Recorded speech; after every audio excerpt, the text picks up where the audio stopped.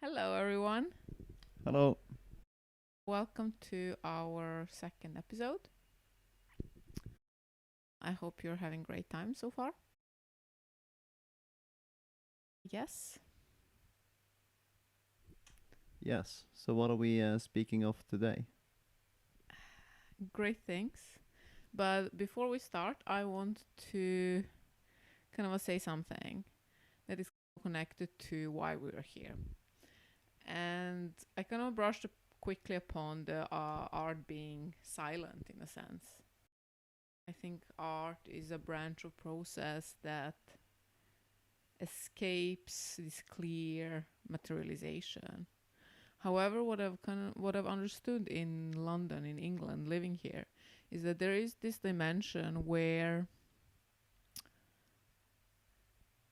oral practice almost surpasses the works themselves, and that learning how to speak about your practice is almost more important than the work itself.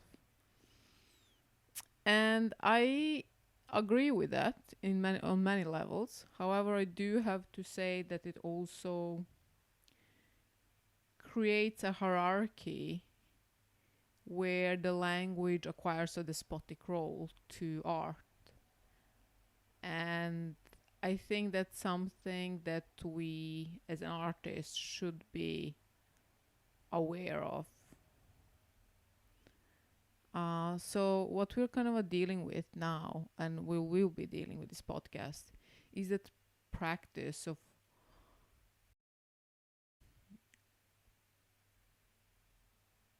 vocal descriptiveness of both the works but also the art itself. How do you does this make sense?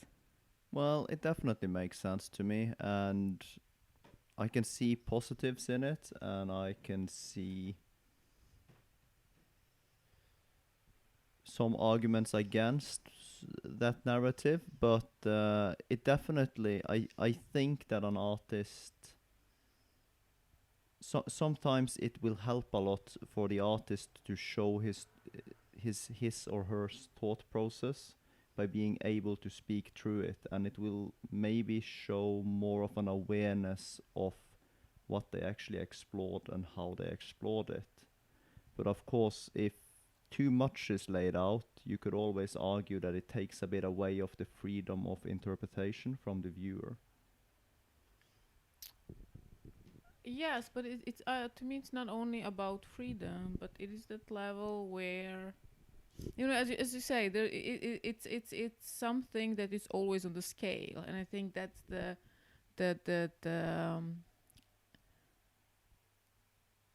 fun part of it. In a sense, I think that's the art part of it. That's also the why I found fashion quite challenging at times, because in fashion, artist is something you become through practice, through traveling, through X, Y, and Z. But it is something, it's a destination. Becoming an artist is almost like reaching a certain level. While for the artists themselves, you are least the artist in the moment when you know. So being an artist is highly dependent on learning how to navigate that scale that things are placed upon, and then speaking about that process in between, the movement in between. And I think that's the beautiful dimension of art.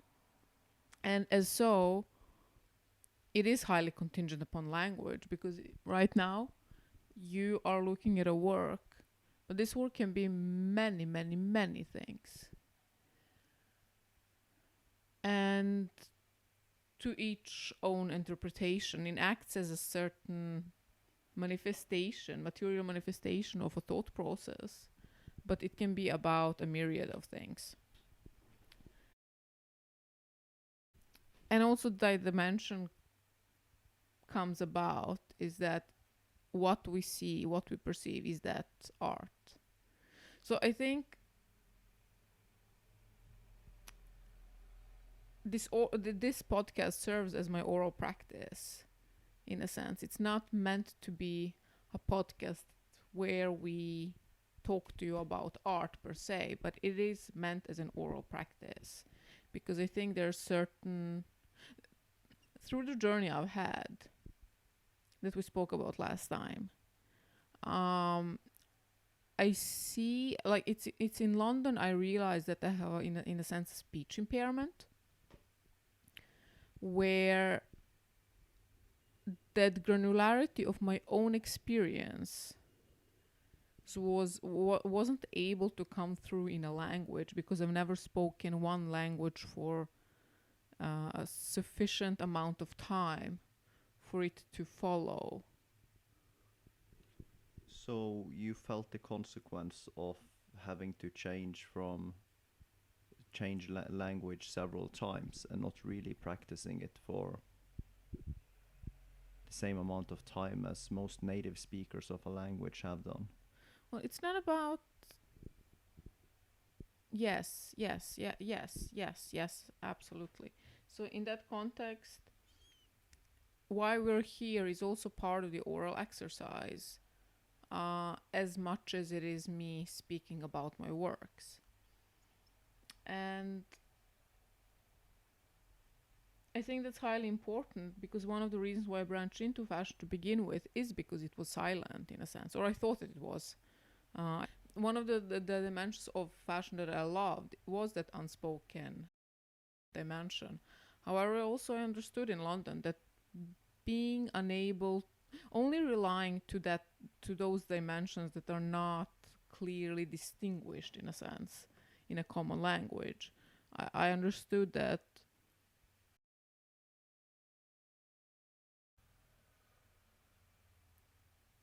there is possibilities where one can fine tune the artworks itself through learning how to speak. So you kind of end up on that scale where you kind of see both pros and cons of it.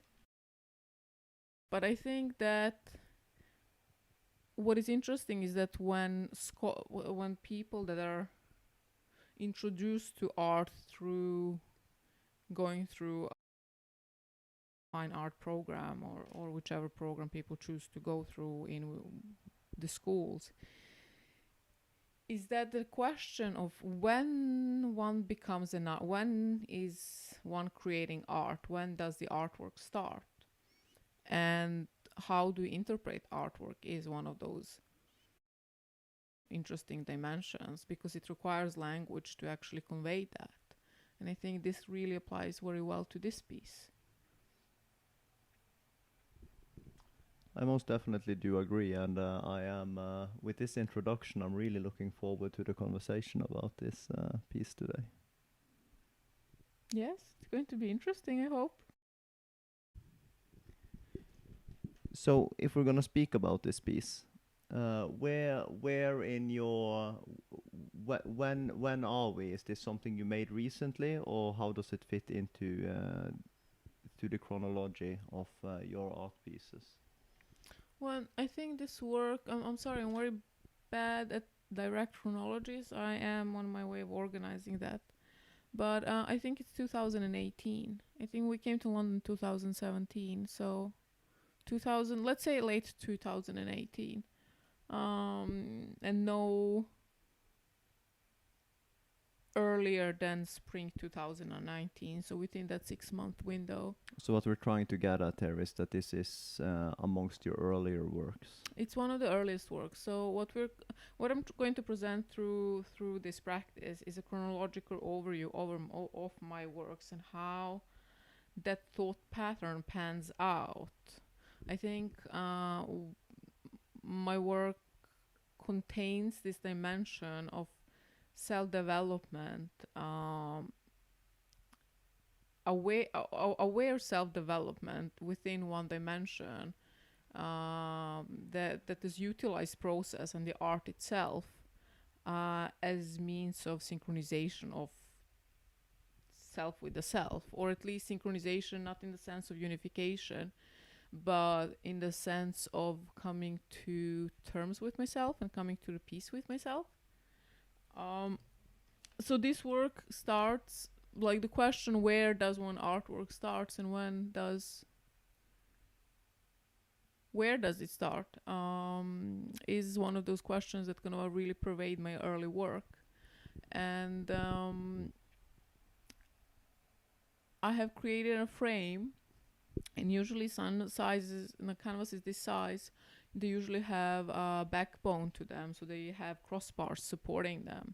Because what happens when a piece of cloth is stretched over a partially movable material like wood breathes still and moves, is that it starts morphing. So the tension created between the canvas and its backbone becomes something that is subject to the forces between them. So the crossbar is there to keep it static, to stop it from morphing. Exactly. So crossbar, the support, is there to make it able to at least place it on a straight wall surface. That is, yes. And Yeah, go on. yeah. And this one, it's impossible to do that. So it will have to stand. Well, it's possible to hang it. It's definitely possible to hang it. However, it's not possible for it to stand aligned with the vertical plane, straight vertical plane. So what you're saying is that you have by design not supposed to put the crossbar into this when you made this, since we can't see the backside of it. Of it, exactly. I will put the images and the film of the canvas, and it's due time, or at least when this is released. But what is happening is that the question that kind of comes to me from that was it on purpose? Was it intentional? The dimension of intentionality, and again, not free will in that sense that we have discussed, that we will discuss throughout this, not just episode, but throughout these recordings. But it is the dimension where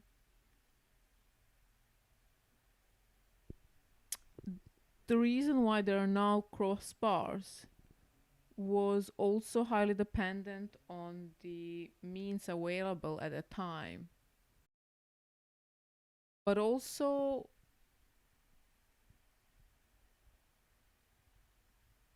my own rejection of that support, in a sense.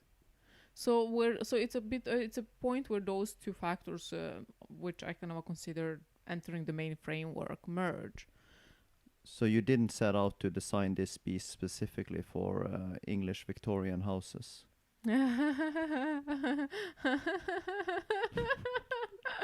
Oh, that's a good one. Yeah, it might stand on the straight wall somewhere in this house. I think it will look pretty straight on a lot of walls, yes. Oh yeah, the British walls. They're so sturdy. But so that's the first dimension. The second thing is that I've stretched it myself. So I'm the one that has by design chosen unconsciously at that time to place the tension that now accounts for how this piece molds and moves. And as such, that piece acts as a record of that moment in time where I have, although stretching isn't a very thought requiring, because stretching isn't a thought requiring process, it becomes that I hope there is like not just half of me in until now, and if it is, so hi, now you're seeing the other half. But sorry, where was I? Speaking about stretching canvases. Yes, and, it acts as a record of that moment where my thoughts have transferred to a bodily movement that again becomes transferred to a canvas, and and it's bars, and as such that moving acts as like a permanent record of the tension imparted by me. I'm thinking when we're speaking about this stretching, how proficient, how new were you to this stretching of canvases? How much had you done it at the time when you created this? Is this a new endeavor for you? Is it something you've been doing for a while? Why do you ask? I think that's an interesting question. I'll get to it. There's some thoughts in there. Okay, good. Otherwise, I would almost think that you wouldn't exist if you weren't thinking. If there were no thoughts. Well, um, I was very new to that. And I think that's the beauty of being an artist. And I think there's this discussion when are you an artist, where are you an artist, and what is a true artist. And I am looking very much forward to discuss the dimension of truth. I think it will come up later. But at this particular moment in time, this dimension of being new to something also shows how you approach it. How do you approach new things? And I think that's very fascinating because, especially in the context, you asking, especially in the context of this work, because this work is not only what you see right now, and we will try to explain to you a bit closer what you're seeing, just visually, not even like semiotically, but that this work is so on the side. I've put staples on the side, and it's stapled. So where would the staples normally go for those who aren't well versed in Well, canvas stretching? You can have them there where I've placed them. However, but it's most common to have them in the back where they don't see, because if it is part of the work, then it's intentional part of work. That's one thing, but if it's not, that's a different discussion. But in this case, I think that is the work, and that is the work because this work is one of the first ones that has that. I think all people's works have this corporeal dimension, where that, yes, but I think this one in particular is the one that embodies that very strongly. And I would even say that the most of the work is on the sides, where those staples act as that. Because my feeling is that you feel very connected in a way to the framework and how this is built, and what went into the stretching, and the surroundings of this, not necessarily just the front side of this art piece. I think that's the very gorgeous thing about my work, is because it really follows the process of awakening. Or I think that if my works were to be titled, it would be a remembrance of the ones I never knew. Because from the very early age, given that sight, I won't say it's an impairment. It's definitely, I would even say it's almost like a bonus. Being able to observe two dimensions in once is something that I would call a gift. Call it impairment, but it definitely presented a challenge because my intuition was on a different level than the ones of my peers, and that was very evident. So I had this higher level of immersion into things, and I could follow where these like bands of accumulation, how they would pan out in different dimensions. And I think it's that abruption, that like very that abruption due to the destructive element that it doesn't seem that humanity can escape it. I mean, how many wars are fought now? 3? No? More? Less? How do you define a war? But you definitely have one in Ukraine. You have the whole Sudan. Fought at this moment in Yeah, time. and I saw that I saw US was nuking up against North Korea, so it's 3 wars. Well, that one has been ongoing for ages between North and South, so yes. I mean, so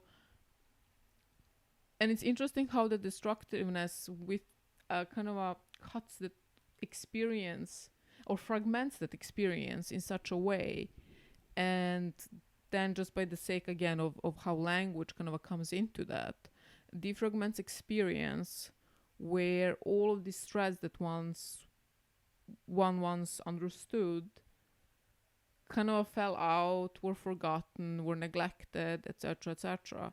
And then how coming to London, my understanding of the that the one that I've become, or the process has shaped me unconsciously, that I have a very strong rejection against that. Like that whole the dimension of split kind of comes in, because the external and the internal self were not synchronized at all. And I think my work reads as means of rejection of the self and then subsequent rewiring. And I think this work is, I'm very connected to it, and I'm very connected to the lacking backbone, because I feel you have this strong canvas, this strong wood, this is a large scale canvas. I mean, it's, we have seen monumental sizes as well, but this is on the larger scale, which is unsupported, yet it stands on its own. It's a strong piece, and it's strong piece because it also challenges this dimension of durability and what perseveres. Or is it dynamic and it is created with the intent of being able to change with time? Yes, yes, yes. It definitely. Because to me, what you have done here is that when you have started out there, I know you, so I know that you will look into things and you will look into it thoroughly, which means that the choices you have done when building this is not you. It's not you lacking the knowledge of how to do it. It is you making a conscious choice on some plane to take a different direction. And I find it almost daring that in your early process, where you have a lot to learn, you have ended up on, you are setting out to learn this new, master this new way of like building the canvases, etc. And you choose consciously not to put in the piece that would create stability.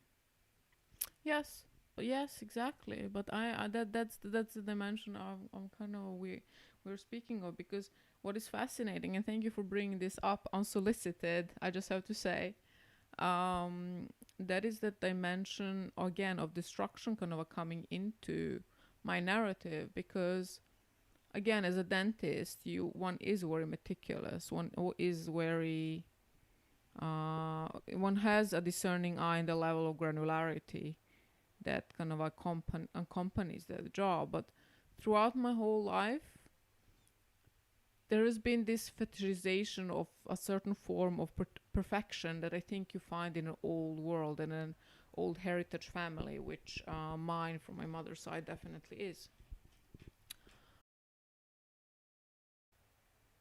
So you have the dimension where that perfection is something that has been so deeply embedded with me from very early on. And then, but it's also highly connected to the way I was sensing and breathing. And then at the same time, us coming to London, me not even understanding the person who was looking at me in the mirror, like who I did not recognize self within the self. So this dimension of destruction, of trying something anew, but at the same time being quite angry. I mean, definitely very angry, and have somebody who has harbored quite a lot of destructiveness, also from being in a fashion world, which levels of toxicity are absolutely, yes, the world is changing. Let's keep to that. So how those levels kind of impact my highly absorbent personality, which has not learned how to speak out, but only kind of learn how to exist within the unspoken and move within, to kind of start creating this piece, but with complete disdain for what this piece is, or can what the future, what it will look like in future, but just almost in the sense of something is lacking. Because I think that's the most wonderful. I think that's one of the wonderful dimensions also of this work, the fact that it absolutely clearly describes that dimension where I felt very unsupported throughout my whole experience, and even the experience of being internationally acclaimed influencer. So I think this canvas is a very fun, interesting piece because it does show that manifestation of the unconscious that simultaneously has a descriptive role within the coordinates that my emotions at that time um, are assimilated with. And I think yes. Does that describe, give an interesting description? It most definitely does, but I think there is. So we spent a lot of times on the backside and how it's built together, but I feel that we're missing one dimension of.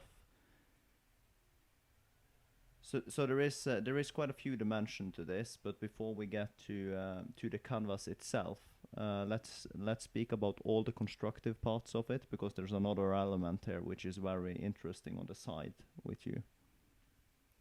The staples. Yes. Yes, yes. And then you have that dimension where I'm stretching this canvas, and the canvas, it's the first time, so it's not. It definitely bears that dimension of my own personality at that point where I had a very strong rejection of any order. Because order was something that was also deeply embedded within me, and I knew that every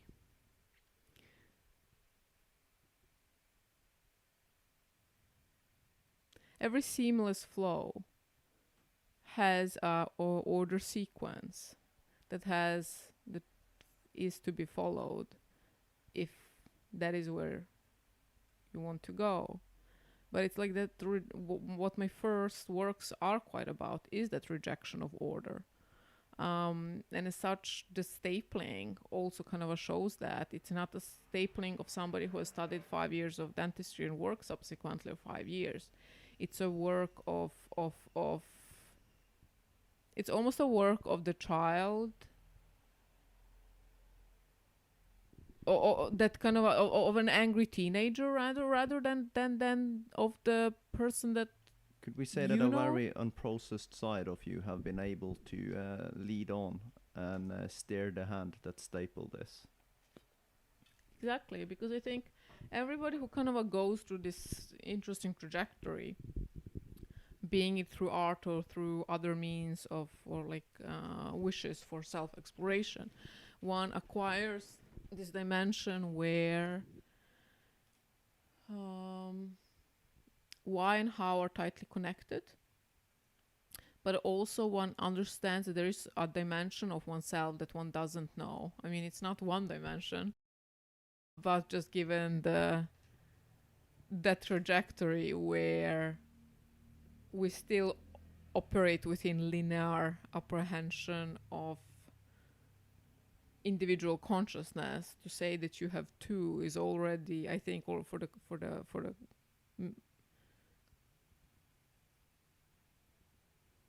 less accustomed, that is already leveling up. So let's say the one that I never knew, it's very tightly connected to that, because I didn't know that part of me that was so careless, or that was so angry, that was so destructive. I could see things happening with my body, how it is affected me. I used to.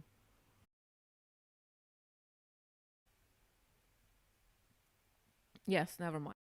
But it was definitely that dimension of destruction was visible on me and my own body, which were things that were inflicted by me. But at the same time, I wouldn't, I didn't assimilate with that, identify with that. And I think the journey that London has initially put me through, and how I also kind of came about all of those things. It's not. It's I'm not blaming London in that sense. I think it's just mutual relationship where things did not overlap, and um, It's a trigger of a lot of things coming together, and that became the scenery where it could all collapse. definitely. I mean, I have to say, I was thinking, what? Do you remember when there was an attack, Yes. terrorist attack, or they thought there was going to be a terrorist attack? Nothing happened. Well, it was I can't shortly remember. after something had happened on Yes, a bridge further south. But yes, it was in connection to that the alarm went off central. exactly. And we ran into a restaurant, me and my friend, because we were at Soho, in Soho at that point. And ran, well, not famous restaurant, but at least one of those like cool Soho places. And it was we were there was a lockdown. There was, I mean, if I'm not sure if people remember. That was pre-COVID, so I'm not sure if people remember what happened, how life was pre-COVID in a sense. I mean, it did continue normally, but what I want to say is that we've been in lockdown at that restaurant for a couple of hours, and my friend was having a panic attack. Like she was really, she was really affected by it. And at one point, the restaurant, I think he was manager. I'm not sure. I can't remember anymore. But I don't think he was an owner, or or hope not. Um, but he goes to me, he's like, "Can you please remove your friend from those tables? We are expecting guests at this point." I'm like, I mean, that was the most abstract thing I've ever heard. So utterly abstract. Followed. Sorry, what were you going to say? No, I was gonna say it's at least abstract in the setting that it's not like you two are staying in the restaurant hours after this has ended. It was still ongoing. There was Yeah, no one on the street. There would be no one coming into that restaurant. That wasn't someone who tried to take cover from whatever was perceived to happening outside. exactly. So it's not it's not outside the common sense of this given situation. And I will definitely can be so sweet and kind and forgiving and say that God, that the man, and you can say that that adult person was in shock, but at the same time, that it was utterly nasty, like so nasty.